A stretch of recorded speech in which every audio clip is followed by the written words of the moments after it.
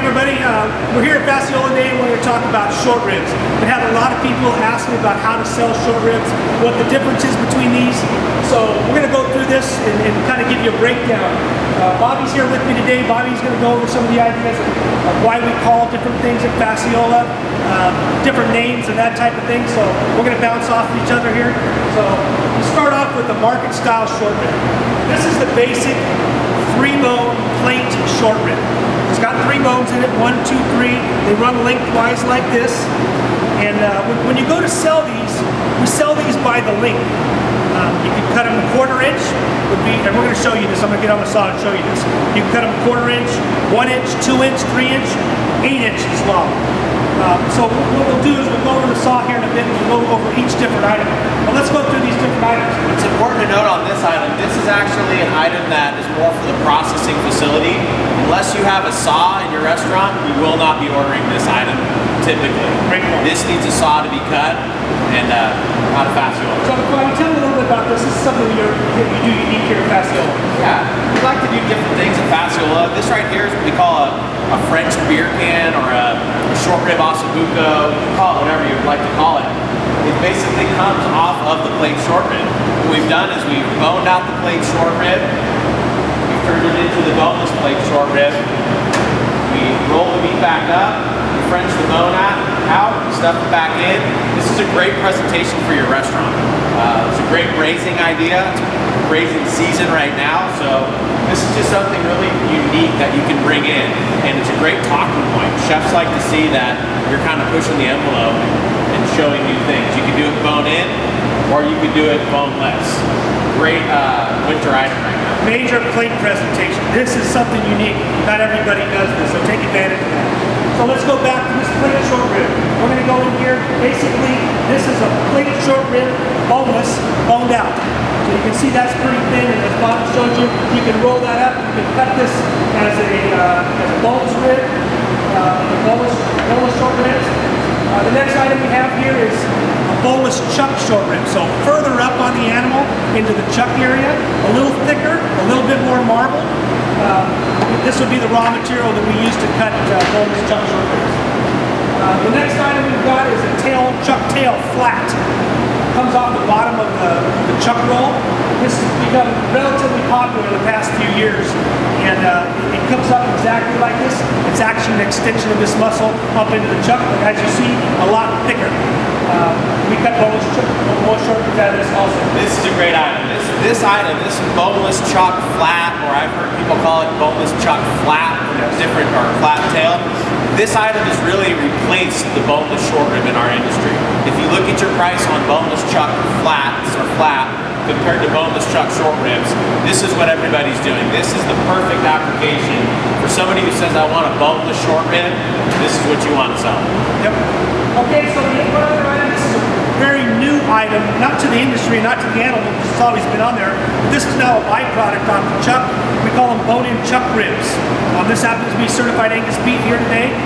This is a great item, under $3 a pound, probably about, what do you think, about 10 ounces of weight. Cooks up really nice, great braising item. We carry those in the stock. Lastly, I don't want to confuse everybody, but this is a beef back rib, which comes off the prime rib. A little further down, so if you took these way up here on top of the animal, these would connect together. So, totally different flavor. These are a little more tender than this one. Not quite as meaty, but still great. Okay, so we're over here at the saw, and we're going to talk about the different cuts we talked about. Korean style, kosher style, different lengths, English style. So basically, when you go to sell a short rib, a lot of the restaurateurs will ask you for short ribs of whatever type. Ask the customer, how long do you want the bone? What we basically do is, since the bones run long ways like this, we would set our saw guide at whatever length bone we wanted. If we were doing Koreans, we'd set it very thin, Korean style, so we cook them quick on a barbecue, and we would just buzz those off like this. If we want them kosher style, 3 inch, 2 inch, we set the guide a little bit wider. I'll show you what that is right now.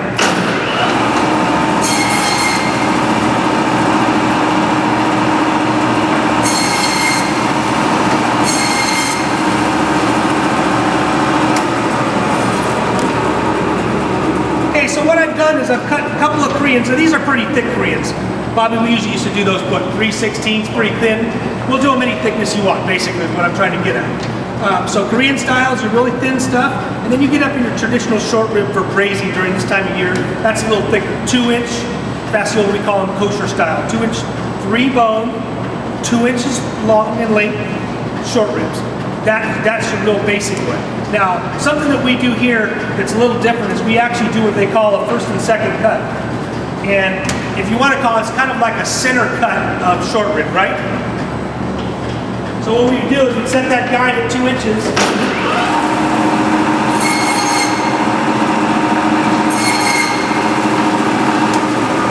And we only would use these first 2 cuts, which are very medium. You can basically see this other end is very thin here, not much meat on them. So in the first and second cuts, yes, it's going to be a little bit more money.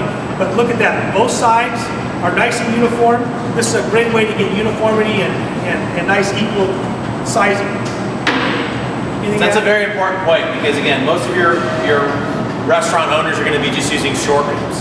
We can make these short ribs, we can value them and cost them out however we want. But by doing the first and second cut, it's going to cost more money, but you're only getting the usable parts of the short rib.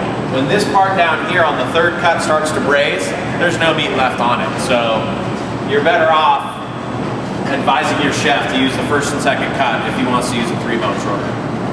So one other item I want to show you here, a lot of confusing. People ask for English style short rib. It's basically the same rib. We're just cutting it a different way. So an English style short rib is basically 1 bone out of the 3 bones cut long ways. That's your English style short rib. Versus it could be English style 2-inch, it could be English style 6-inch, basically again the length of the bone. But this is how it would look when you serve it at the table. That would be all braised down. Or if you want to go long ways, again you can do the English style, long bone, nice plate presentation. You probably only need 1 of them on a plate like that. So English style, 1 bone, still the same rib. Kosher style, or 2-inch 3-bone, this is how it would look.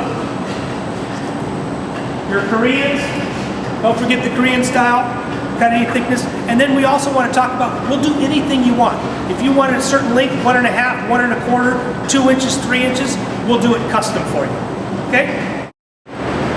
So one other item I want to talk about is a 2-bone. This is actually like a center cut also. So we do first and second cut and just a 2-bone. This is a great portion size. That way you're not going to have 2 pieces floating around on a plate. You got 1 piece to set right on there. These usually, they suck up a little bit, the bone becomes exposed. Great item. So 2-bone short rib also. Again guys, this is all off the same piece of meat. Remember, order them by the length, order them by, do you want it first and second cut, 2-bone or English style. There you go. Okay everybody, I just want to show you where these different plate short ribs and chuck short ribs come from. First of all, the natural break on the animal. Let's cut this animal in half. We would break it between the 12th and 13th rib here. That's the natural break. Forequarter, hindquarter. Then, taking the chuck off the ribs, we break that between the 4th and 5th rib, like this. So, here in the front is where we would get our boneless chuck short ribs and bone-in chuck short ribs. Then, we all know this piece up on the top, that's your ribeye. We do a natural break about 4 inches down, where we would create an export rib up on top, or boneless ribeye.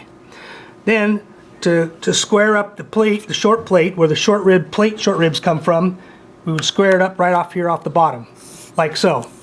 So here is where you'd have your short plate ribs, where the kosher style, Korean style, all those come from. Here is where you'd have your chuck short ribs come from. This is kind of what it looks like after.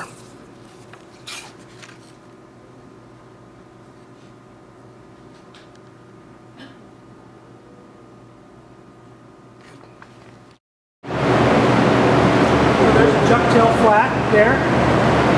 That's your back ribs, beef back ribs. That's the bone-in chuck rib, the new CAB chuck back rib.